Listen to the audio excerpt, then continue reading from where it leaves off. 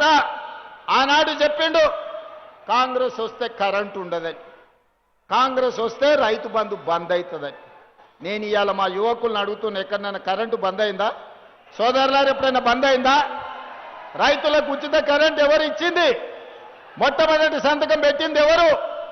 ఆనాడు 2004 doctor YS Rajasekhara Reddy, Komatireddy గారు, అదేవిధంగా ఉత్తమ్ కుమార్ రెడ్డి గారు ఎమ్మెల్యేలుగా ఉన్నప్పుడు ఎల్బీ స్టేడియంలో మొట్టమొదటి సంతకం డాక్టర్ వైఎస్ రాజశేఖర రెడ్డి ఉచిత కరెంటు మీద సంతకం పెట్టి 1200 కోట్ల రూపాయలు రైతుల కరెంటు బిల్లులు మాఫీ చేసి వేలాది క్రిమినల్ కేసులు రైతుల మీద ఉంటే రద్దు చేసింది కాంగ్రెస్ పార్టీ.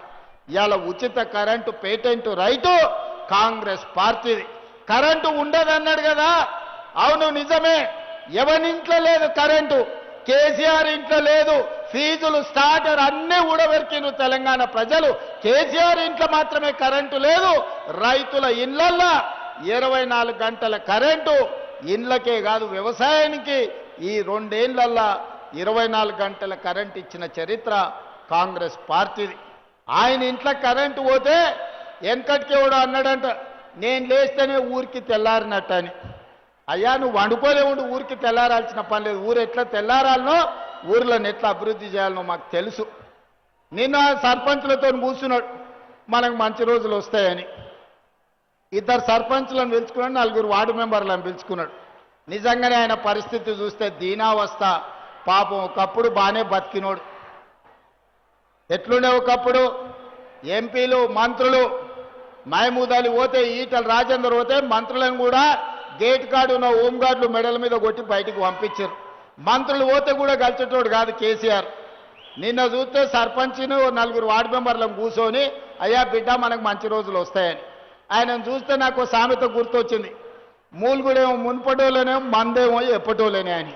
వెనకటి పెద్దోళ్ళు చెప్పారు, ఏదైనా పని చెప్తేనేమో మూలిగేటోడంట. మందు ఉన్నది రా దావత్ అంటే నాకు కావాల్సిందే, నాకు ఆపు కావాలి, ఫుల్ కావాలని. మూడుగురేమో మున్పటోలేనే మందేమో ఎప్పటోలేనే అని. నిన్న ఆయన మంచి రోజులు వస్తాయంటున్నాడు. మంచి రోజులు నగదు నాయన, నీకు అవకాశం వస్తే ముంచే రోజులు వస్తాయి. నువ్వు, నీ కొడుకు, నీ అల్లుడు, నీ బిడ్డ కలిసి 4 దిక్కుల తెలంగాణ రాష్ట్రాన్ని పీక్క తిన్నారు, దోసుక తిన్నారు. ఇంకా కూడా మీ ఆకలి తీరలేదా?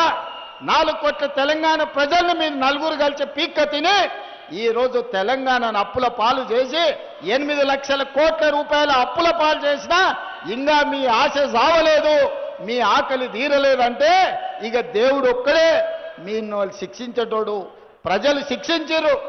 ఆలోచన చేయండి చంద్రశేఖరరావు గారు. అసెంబ్లీ ఎన్నికలప్పుడు నీ అధికారం పోగొట్టారు. పార్లమెంటు ఎన్నికలప్పుడు నీకు గుండు సున్నా ఇచ్చారు. ఎమ్మెల్సీ ఎన్నికలప్పుడు నీకు నిలబడడానికి అభ్యర్థి దొరకలే. మొన్న జూబ్లీహిల్స్లో రెఫరెండం అంటే బోడబండ కాడ బండకేసి బాది బొంద పెట్టారు. మాకెవ్వడు అక్కర్లేదు. మా కాంగ్రెస్ పార్టీ కార్యకర్తలు మా దిక్కుంటే నీ పక్కనే నీ కొడుకుంటే చాలు నీ పార్టీని బొంద పెట్టనీకే.